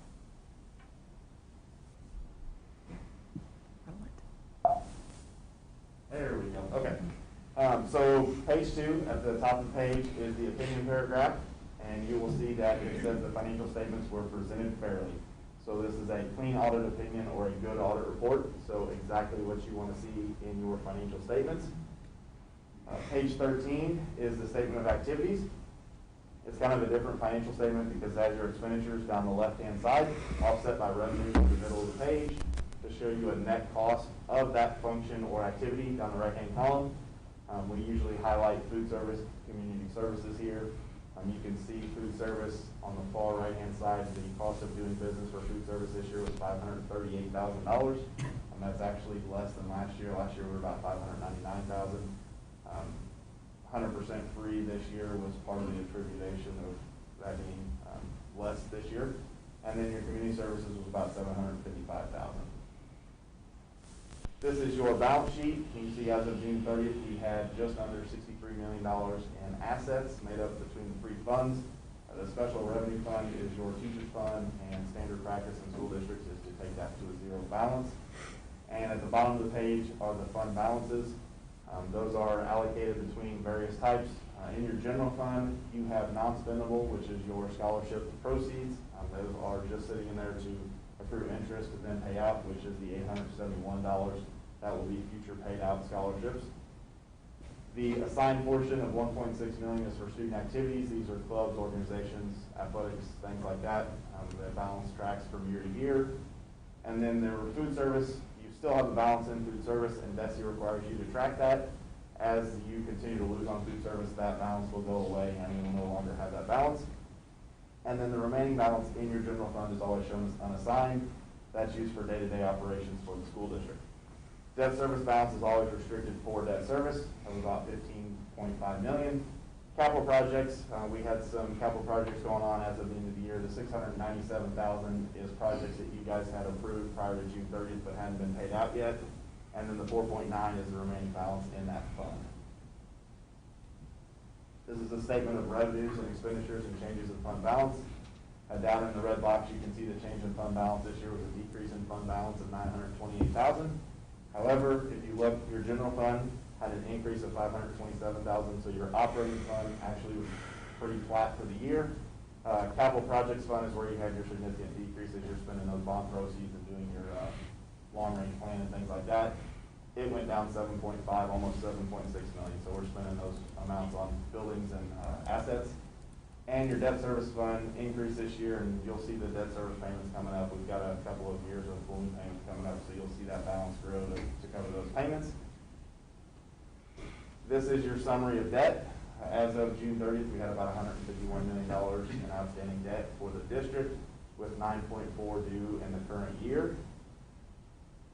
You can see here's your payments on those bonds. In 2027, we've got a balloon payment coming, so you'll see your debt service account will be prepared for that based upon your levy, just standard payments for everything else. And these are your lease participation certificates through 2034. All the payments, just standard annual payments there, no balloon payments or anything to bring to your attention. This is a required footnote. We'll highlight it. The information in it, basically there are tax abatements in your district that total up to the tune of almost $13 million. However, you did receive in lieu of payments of about $7.5 million in total. So if you add those two paragraphs together, you come with that total for both of those, and it's City of Liberty and City of Kansas City both. This is a 5-year comparison of your revenues. It doesn't appear like much, but if you look, the federal revenue actually went up this year 1%, which doesn't look like that much, but when you look up above, your federal revenues went from $6.7 million to $9.1 million. So we did have a little over $2 million more worth of federal revenues. That's why we had to do the additional auditing of an additional program this year. So in total, your revenues were $180 million as opposed to $171 million last year. This is a 5-year comparison of expenditures. You can see it appears your expenditures went down. However, if you look at the capital outlay line, it was $37 million last year. It's only $15 million this year. So if you look at your actual operating expenses for the district were up this year. Salaries and benefits are 79% of your overall expenditures. It's hovered right around that 77 to 80% based upon other spending by the district. So 5-year comparison for reserve ratio as well as average daily attendance. Your reserve ratio this year was 28.38. Consider that a healthy, financially stable school district. And your average daily attendance was just a hair over 12,000. I've experienced this in almost every single district I've audited due to the COVID situation and virtual and things like that. And cuts to summer school, we've got a decrease in average daily attendance, so something to keep an eye on going forward. While we're here, we look at Missouri laws, compliance with statutes, regulations. If we come across anything that has been provided to DESE that needs corrections or anything like that, we bring it to your attention. And you can see on page 41 it says that they were thoroughly stated. So this is another clean opinion or good audit report. And we're actually required to put a page in the audit that says none when there are no state findings. We also look at internal control. We don't give an opinion on internal control. However, if we come across items while we're doing our analysis of internal control, we bring it to your attention. And we actually revisited internal control this year with people working virtually. We've seen where districts have kind of changed internal controls, not knowing it, because we had virtual employees and things like that. Happy to report we didn't note any deficiencies in your internal control this year. The last report is on uniform guidance, federal programs. So this is your federal expenditures. And this report as well is clean, good opinion, exactly what you want to see. So unmodified means clean report or good opinion. No deficiencies, no material weaknesses. And then you come on down and you can see that we audited the Special Education Cluster, the Coronavirus Relief Fund, and the Education Stabilization Fund. So those are the 3 major programs where we spent the majority of our time. And then the very bottom one, auditee qualified as a low risk. You cannot qualify as a low risk because you have cash basis financial statements. When they wrote uniform guidance, they wrote it for accrual basis financial statements. So 99% of school districts in the state of Missouri are cash basis. So you'll never qualify as a low risk. Just know that it means that we have to audit a higher percentage of your federal program. Don't change your financial statements to accrual basis. Not what I'm saying. Just know that we will be auditing more, always. Normally in your packet is the required communications. That's where we have your journal entries, disagreements with administration, things like that. It's in that report. And then also any smaller immaterial recommendations that we come across while we're here. And as you can see, that report is blank. There's no journal entries, which is very unusual this year with all the federal dollars. 9 out of 10 districts I audit, we have journal entries just because of how federal dollars have been allocated and recorded. I'm happy to report we did not have any journal entries here this year, so staff did a phenomenal job. Questions of Brian while we have him here this evening?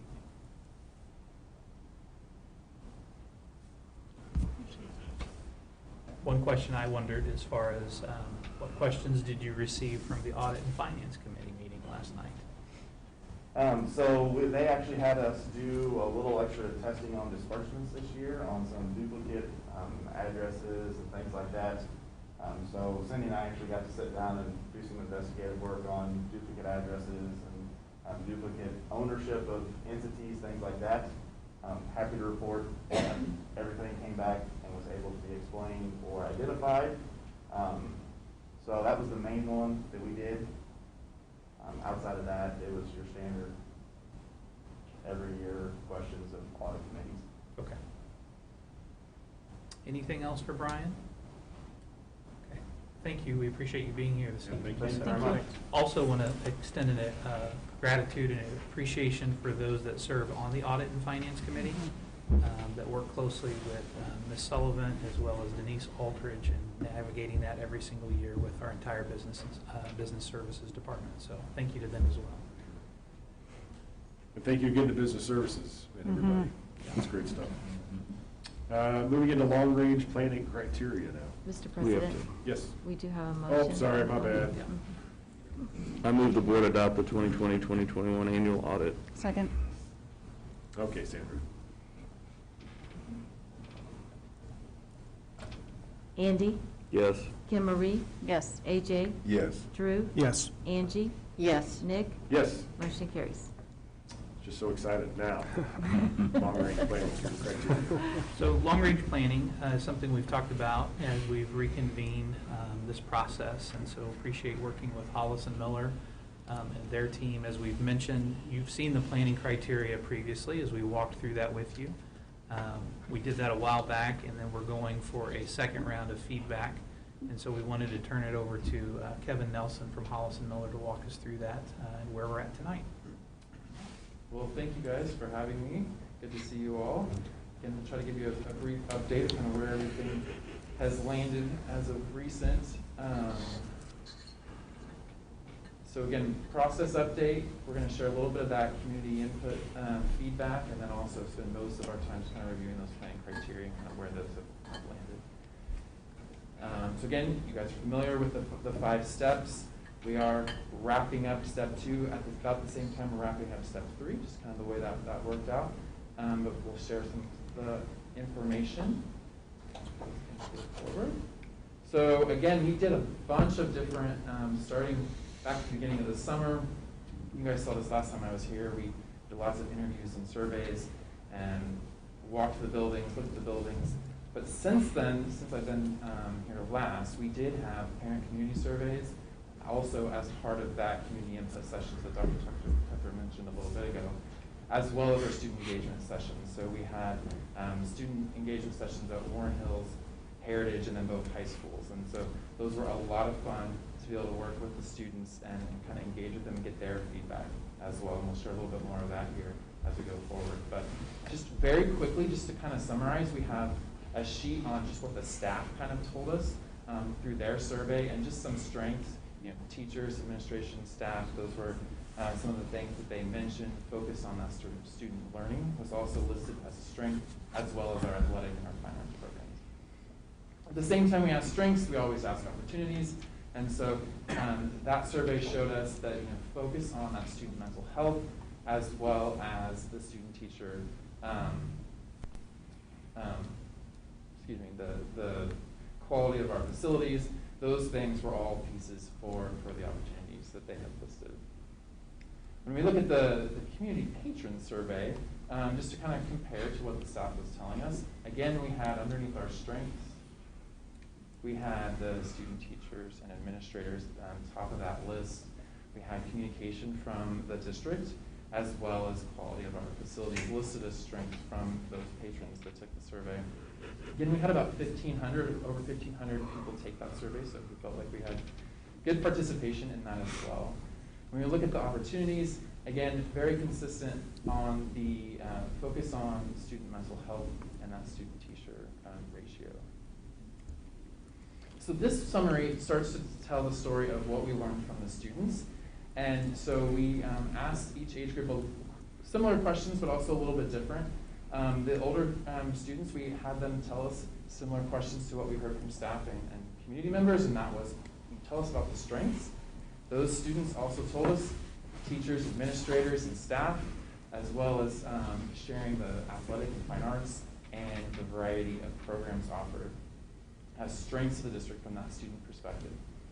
And then some opportunities you see there, focus on student learning. Again, variety of programs was also for some listed as an opportunity, as well as focus on student mental health. As we engaged with the students in person, we did hear a lot of discussion about mental health, which was interesting to hear the students talk about that in front of their peers. Now, the pictures that you see around the edge were part of another activity that we did with them, where we kind of asked them, what do you prefer as far as a space to focus or collaborate or whatever? And we got to hear comments from each side. Some chose one picture over the other, and we got to hear kind of why, and understand that our focus is always a variety of learning spaces. Every student learns differently, and so we need to support that. And that really helped reinforce for us that that's true through their comments. Some kids like the vibrant, active environment, while others would say, not for me, I need to be able to focus and be productive in a more quiet, calming space. So those are all good things to hear from the students and get their perspective for the process. All right. So now let's spend some time, if I can get the thing to keep going, on tonight's planning criteria. And I wanted to give you guys a handout because there's a lot of them. They're somewhat hard to read on the screen. So you saw the majority of these last time. We had 21 last time. This time, through our community engagement and our input, we've narrowed it down and we've revised a few. So we'll kind of walk through what those changes are. But we're down to 20. Big paper. It's the same size font as what's on the TV. Kevin, thank you for the large papers and large print. Yes, I appreciate the large font. Thank you. So just in case anybody else does too. Perfect. All right, so let's kind of dive into what we saw change. So from what you guys saw last time, we are going to look at kind of these ones as far as changes. And so the number 2, the design with belonging in mind, the alternative education one, sustainability, and then there was comments and discussion around school size and student. So just to kind of help share the story, we asked everyone in the community meetings, as well as those that took the online survey, to rate each criteria as far as whether they strongly agreed, all the way to they strongly disagreed. And then each one had a comment box, so they could kind of elaborate, where they could suggest revisions or changes or other things to the language. And then on the in-person sessions, we had pretty good discussion around the way they score things after they had the opportunity to kind of review and score. So you'll see on this page the welcoming, safe, secure environments, the design with belonging in mind, investing in existing facilities, and their financial stewardship, all scored really high. Everyone most strongly agreed with those. And then the ones that were a little more questioned were the operational effectiveness, collaborative professional learning space, future school size, and student-teacher ratio. Now, that doesn't necessarily mean they disagreed with those. It just meant they had maybe some questions or wanted to consider some of the language in those going forward. Some examples of some of the comments that we got are here on the screen. The top one talks about being inclusive to all students means offering options for reasonable sized schools. So this one is talking about the size of the school as a consideration. The second one also, as well, talks about size of school. The third one here, students need opportunities for smaller school settings to promote mental health and emotional learning, as well as the basics of education. That one you could consider maybe school size or even student-teacher ratio on that comment there. And then the last one is really supporting support for our staff as well. All in all, we had about 15 open-ended responses to question or criteria 13 and 14. And those are the ones around future school size and desired student-teacher ratio. And they talked a lot about the concern a little bit over Shoal Creek's size, as well as high school enrollment was referenced.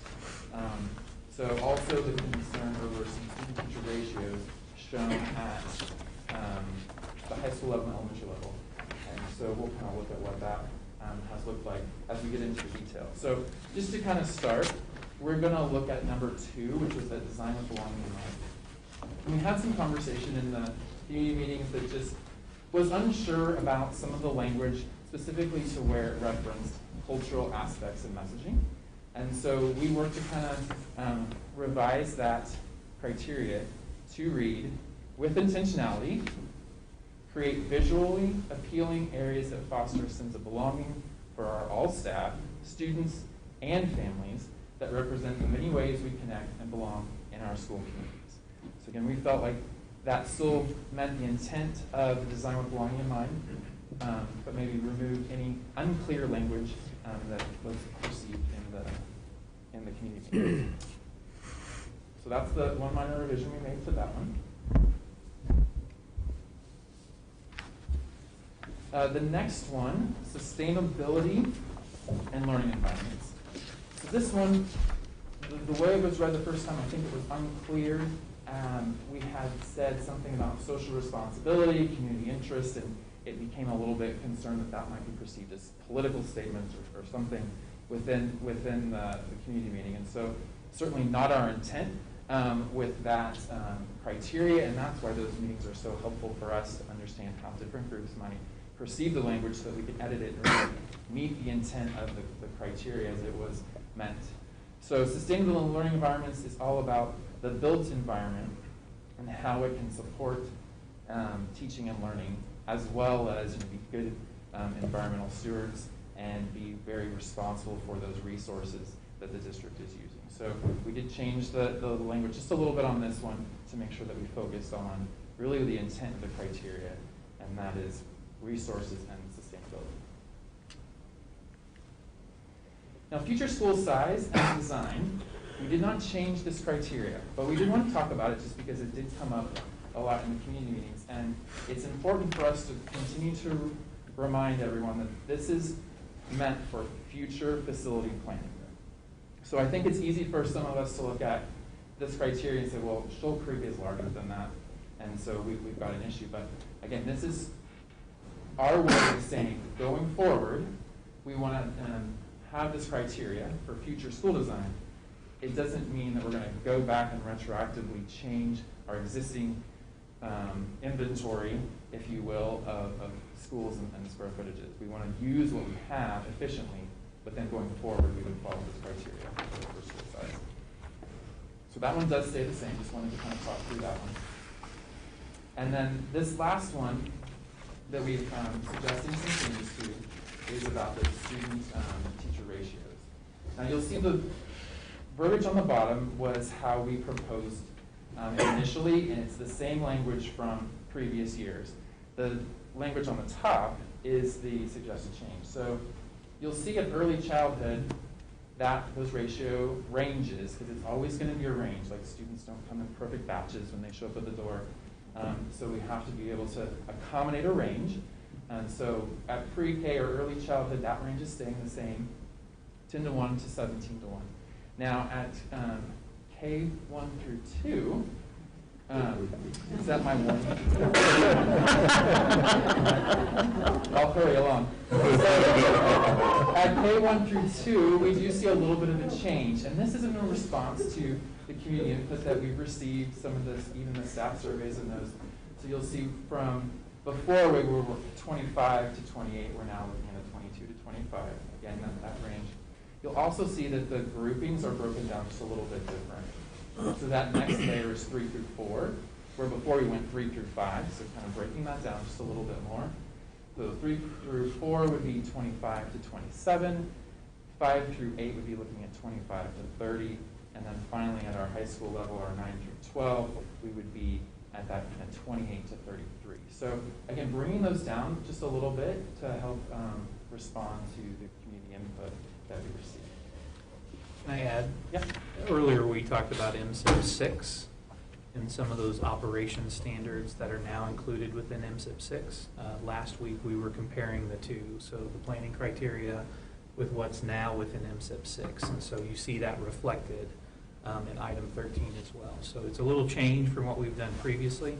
And to Kevin's point earlier on the previous planning criteria, while that's looking at future facilities, in this instance, we would plan for this across all campuses as we think about staffing a little bit differently and really minimizing some of those class sizes. So I appreciate you updating it this way. Absolutely. So that is the last of the revisions that we want to kind of talk through with you this evening. Do you guys have any other questions on the planning criteria?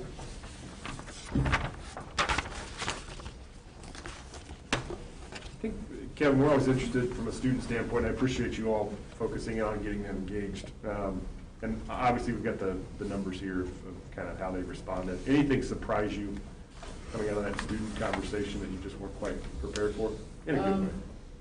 You know, I was sharing with a few of the administrators, but one thing that I thought was the most surprising, probably just eye-opening for me, was the amount of students that were very comfortable speaking about mental health or anxiety or where they felt comfortable.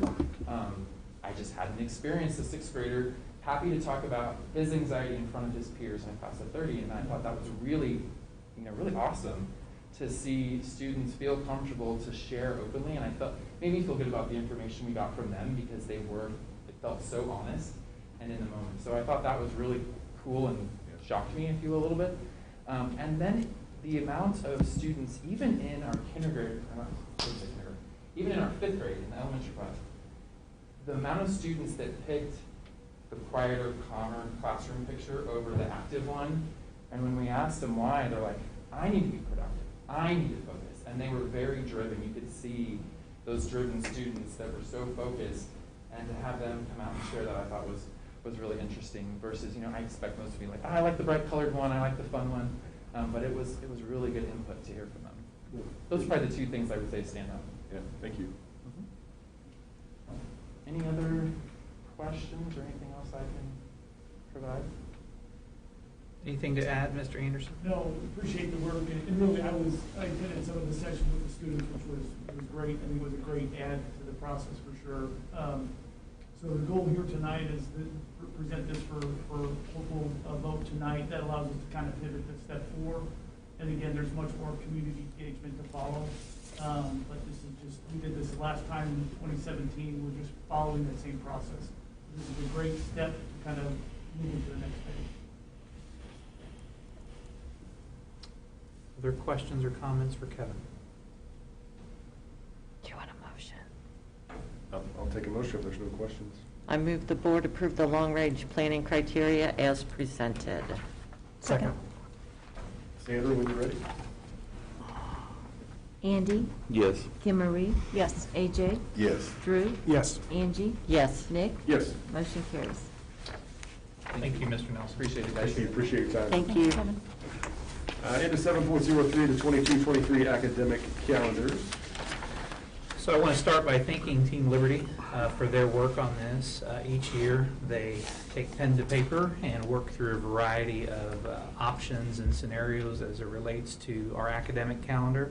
There's a companion piece, and that is with Epic Elementary, and that their calendar is slightly different with an earlier start and a later finish. So what you have this evening before you is a follow-up from our study session, because we spent some time talking about this, but this is presented to you for first read this evening, and then we'll come back for action. But some notable items to share with you regarding the overall Liberty Public School District calendar. For 22-23 academic year, our new teacher orientation would begin the week of August 11th through 15th. The first day of school would be slated on August 24th. Fast forward to the end of the first semester on December 21st, with our winter vacation being December 22nd through January 2nd. Teacher workday on January 3rd, and then students resuming classes the next day. Other items to make note of is our spring break is currently slated for the week of March 20th through 24th, with the last day of school being on May 25th. That is for the overall Liberty Public Schools academic calendar. There are a lot of similarities to the EPIC calendar, but 2 items to draw your attention to. Their in-service is slated for August 2nd through August 9th, with their first day of school being on August 10th. And then their last day of school, as mentioned, they go a little bit deeper. Their tentatively scheduled last day of school is scheduled for June 9th. So again, those are presented to you this evening for first read. If you have questions or items that we can help clarify, please reach out to us and let us know. Anything you'd want to add, Dr. Vogelaar, as far as the work with Team Liberty? Just appreciation, like you said. Thank you. And I know Team Liberty and both Dr. Vogelaar work closely with area school districts because we do have a lot of common programming. So we have to coordinate whether it's Northland CAPS or career centers for those students that have their feet in 2 worlds, the work in the district, but then also some of those outlying programs that we send our students to. So again, if you have questions or need anything clarified, please reach out and let us know. Otherwise, you'll see these for action at our next meeting. All right, appreciate that. And a 7.04, modifications to the overall compensation schedules. So this is in line with what we shared about earlier as far as ensuring that we are staffed, both quality and quantity. And so I want to turn it over to Dr. Vogelaar to walk us through this item this evening as well. Yes, thank you very much. So these are items not for action tonight, but for first consideration. We wanted to bring them to your attention. As I mentioned earlier, the topic came up about remunerating teachers that cover for unfilled absences. We talked about this at length in Team Liberty, and we've talked about this before after surveying area school districts, several. In fact, it was 14 out of 16 school districts that replied to our survey indicated that they do pay teachers when teachers are asked to give up their personal plan time to cover an unfilled absence. What that does is it pushes that personal plan time into the evenings and weekends because they still are accountable for that work. They have to grade papers and plan their lessons. It just pushes it into evenings and weekends. And so to remunerate them for taking that on the chin, pushing that work into the evenings and weekends, they pay a rate. And so we calculated, thank you to Cindy Sullivan who ran the calculations, what a $20 per hour rate would cost the district. Of course, that's offset by what we would be paying Kelly Services if Kelly Services were to pick up those absences. And that offset was, I don't know if you have the numbers in front of you, it was about $20,000 over what we would be spending if Kelly Services could pick up all of those absences. We do have an increased uptick in absences that are unfilled. August, of course, is a short month, but it's also a month where there's very few absences, and so the unfilled rate was only 9 in the month of August. But unfilled absences increased to 105 in September, to 132 in October, and we've had 147 so far in November, and November isn't quite finished. So we average, thanks to a good August and September, we average anywhere from 6 to 7 unfilled absences per day. So it's not a significantly high number. Some days are higher than others, but you're looking at remunerating teachers when they're called off of their personal plan time or collaboration time to cover those unfilled absences and reduce the hardship that is placed on buildings by allowing a certificated teacher to be in front of students teaching those classrooms, which is a high priority to us all. So that's for first consideration. We've communicated with Team Liberty that you would be asked to evaluate that need, make a determination in December, and then we have a plan in place to effectuate this change in second semester should you choose to add that to the salary schedule. The second item that's on there is with regard to registered behavior technicians. We're kind of wrestling through what the actual title should be. Some school districts call these implementers, some call them RBT aides. There's different names, so that part might change, but the addition to the salary schedule would not. And these positions are designed to implement BCBA's behavior plans for students. We have some situations where we need to have implementers that are trained and credentialed to implement with fidelity those behavior plans so that it frees up classroom teachers and other certificated personnel to teach the class with those behavior plans in place. Some of those implementers would be in special ed classrooms and others would be in regular ed classrooms because we do have situations where plans need to be implemented for regular ed students because they either do not qualify for special services or they haven't yet qualified for special services. So these implementers, these registered behavior technicians would be a new position, but we're seeing them come into play in several areas, school districts, and we are a school district that is in need of these roles as well. Thank you. So again, you'll see that at our next meeting in December, so appreciate Dr. Voglar and Cindy and others for working on this as well. Okay, can I ask a question? So, Dr. Vogler, how many RBTs are we looking at hiring if we can do that? Yeah, right now there would be 5 total, and those are located in 3 school buildings. So 3 of them would go in one of our elementary schools connected to a special ed program, and 2 of them would go into regular ed classrooms in 2 different elementary schools, so 5 total. Okay, question 2 before you hand off the microphone. Is there a plan in play for elementary to be able to do the subbing? I mean, secondary I understand because they have more set schedules. Elementary seems to be a little bit more fluid as far as being able to pull people from to go and do that. It is a little different because the master schedules are set up differently. We don't have class periods and passing time Right. at the secondary level. So we would be evaluating how to implement that at the elementary level.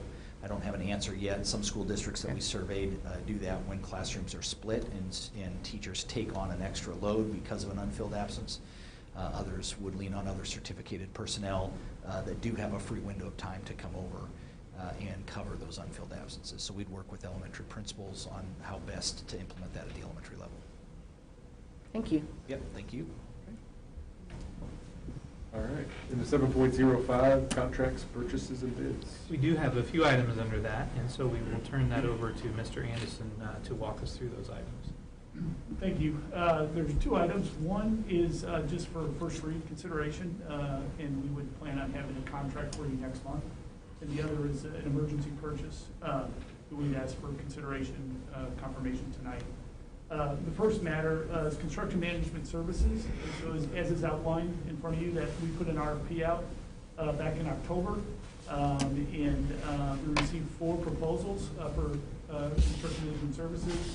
We interviewed all 4 firms: Universal Construction, Navigate Building Solutions, Nabholz Construction, and Newkirk Novak. The team reviewed the submittals, had questions, follow-up, talked to references, several references, and the team was unanimous in coming down with the recommendation to go with Newkirk Novak, which, as you know, would be a change to the program that has been in place for the last 12 years with Universal Construction. And again, the details of the contract are still being kind of finalized. That would be in front of you here in December. I would be remiss if I didn't take a moment just to thank Universal Construction. They've been a great partner to the school district for 12 years now. And just that you're all aware, before Universal, the district had about a 12-year relationship with ACI Frankheiser. Before that, about a 12-year relationship with J.E. Dunn. And so there's kind of a natural kind of part of this process that change sometimes it's time for change. But again, this is in no way reflective of concern that we had with Universal. It was Newkirk presented very well, had great references, and so that's the recommendation that you'll see next month. The second item was an emergency purchase that was made for repairs at Alexander Donovan for the HVAC system. We had some humidity issues, and that took place just a few weeks ago, and so that's in front of you for consideration tonight. Any questions for Mr. Anderson? On the RFP issue, have we had any dealings with Newkirk Novak in any capacity? We have not directly worked with them before. They have quite a bit, several clients across the metro. Any districts? Yeah, several districts. They work in North Kansas City. They worked several down south, Johnson County. I can provide that list to you, but there's a pretty strong group of districts they work with. Very education focused.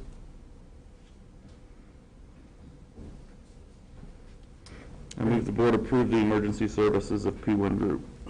Second. Sandra, when you're ready. Andy? Yes. Kim Marie? Yes. AJ? Yes. Drew? Yes. Angie? Yes. Nick? Yes. Motion carries. Into Section 8, Board of Education, starting with legislation and advocacy. If you are curious about the advocacy positions for Missouri School Boards Association, I would recommend that you go onto MSBA's site and look at the delegate handbook. There were several pieces that they argued back and forth about, but it does outline what they are looking to advocate for at the state level when that gets going in January. Bills get filed in, what, 2 weeks? December 1, yeah, pre-filing. So keep an eye on that, should be interesting. Thank you, Angie. Appreciate you serving in that role. Fun and games. Moving into upcoming meetings, please note board candidate filing opens December 7th, bright and early at 8 a.m. Right here at the District Administration Center, is that right? Same day as our study session. Awesome. Awesome. And then closes before the end of the year, December 28th at 5 p.m. So if you're interested in that, you know what to do. As we wrap out the end of the year, 2 more meetings. Study session, as Sandra mentioned, December 7th, 7 a.m., and then our regular board meeting on the 21st as we head into the holiday there at 7 p.m. Any board remarks?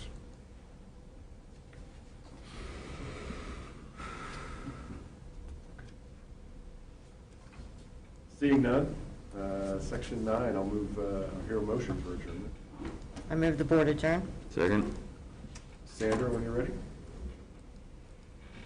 Andy? Yes. Kim Marie? Yes. AJ? Yes. Drew? Yes.